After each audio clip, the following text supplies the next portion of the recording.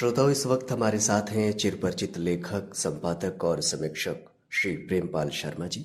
Sir, सबसे पहले तो हम अपने सभी सुनने वालों की ओर से आपका हार्दिक स्वागत करते हैं। आपने काफ़ी मात्रा में साहित्य लिखा है, आपकी कई पुस्तकें प्रकाशित भी हो चुके हैं। विशेष रूप से यात्रा वृत्तांत विधा के आप सिद्ध हस्त लेखक हैं। साथ ही संपादक के रूप में एक प्रतिष्ठित संस्थान में आप अपनी सेवाएं दे रहे हैं। तो बातचीत का सिलसिला हम यहीं से शुरू करते हैं।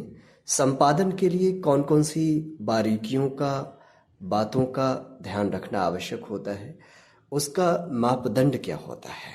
श्रोताओं को नमस्कार और अरविंद जी आपको भी नमस्कार। संपादन के बारे में जो आपने पूछा है, संपादन एक बहुत ही दुरूह कार्य है, जिम्मेदारी वाला कार्य है। इसमें बहुत सारी बातों का ध्यान रखना पड़ता है।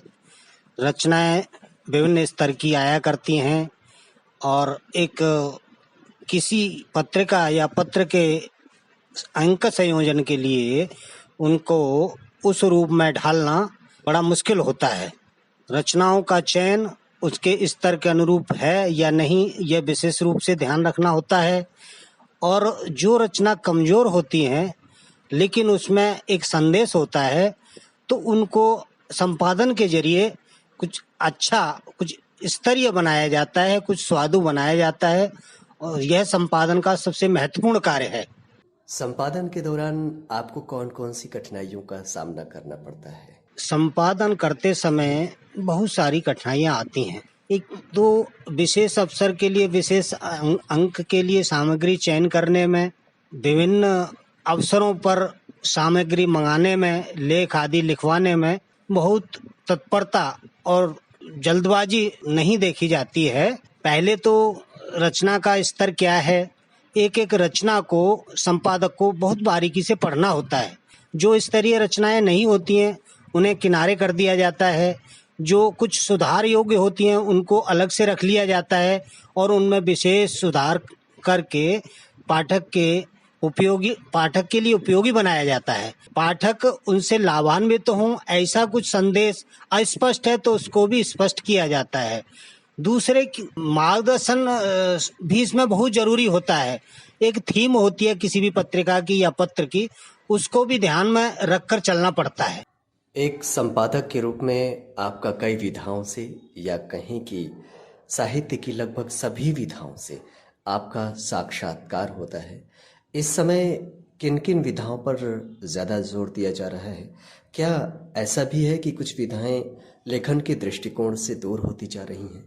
अरविंद जी, जहाँ तक आपने विधाओं की बात की है, आजकल दो विधाएं, काव्य में तो गजलों को बहुत ज्यादा लिखा जा रहा है और गद्य विधा में लघु कथाएं बड़े जोरों पर हैं। इसका कारण भी है, समय देश काल के अनुसार लेखन भी बदलता रहता है। आज की भागम भाग जिंदगी में किसी भी पाठक के पास उतना समय नहीं है जो लंबी रचनाओं को पढ़ सके, तो उसी को ध्यान में रखते हुए आज गजलें, हाइकू, लघु कथा, छोटी छोटी विधाओं की रचनाएं बड़ी तादाद में लिखी जा रही हैं। लेकिन इससे इतर बहुत सारी अन्य विधाएं जो साहित्य की बड़ी ही मजबूत विधाएं हैं, उनको नजरअंदाज कर दिया गया है। जैसे कि रिपोर्टाज नहीं लिखे जा रहे हैं, अच्छे यात्रा संस्मरण नहीं लिखे जा रहे हैं और अच्छी रिपोर्टिंग नहीं हो रही है। तो ये सब आज की विकट स्थिति है। शर्मा जी, आप स्वयं भी एक अच्छे लेखक हैं। आपने यात्रा वृत्तांत विधा में काफ़ी कुछ लिखा है, तो इस विधा के बारे में हमारे सुनने वालों को बताइए कि ये विधा क्या है, इसका मूल स्वरूप क्या होता है और इसमें कौन कौन से तत्व पाए जाते हैं? यात्रा संस्मरण बड़ी ही प्यारी विधा है। इसमें वही रोचकता है जो एक कहानी में होती है, इसमें वही रस है जो एक कथा साहित्य में होता है। लेकिन आज के नहीं, पिछले कई दशक से इस विधा में अच्छा यात्रा साहित्य नहीं लिखा जा रहा है। बहुत ऊपरी यात्रा संस्मरण लिखे जा रहे हैं।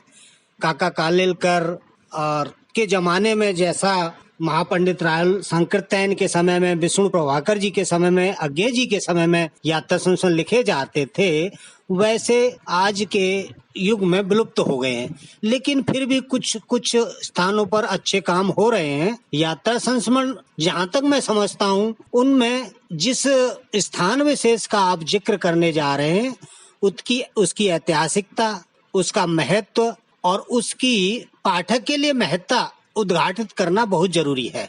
जहाँ तक यात्रा वृतांत के तत्वों का प्रश्न है, तो यात्रा वृतांत ऐसे होने चाहिए कि पाठक उन्हें पढ़े तो उस स्थान विशेष, तीर्थ विशेष, पर्यटन विशेष स्थान की सम्यक जानकारी मिल जाए और दूसरे वह पाठक के दिल में गहरे उतर जाए। अगर पाठक वहां जाना चाहे तो उसका मार्गदर्शन करे, एक गाइड की तरह उसका काम करे। ये तत्व एक अच्छे संस्मरण में होने बेहद जरूरी हैं। शर्मा जी, आपने काफी रोचक बातें हमारे श्रोताओं से साझा की, काफी महत्वपूर्ण भी रही। चलते चलते हमारे श्रोताओं को और भावी लेखकों को आप अपनी ओर से क्या संदेश देना चाहेंगे?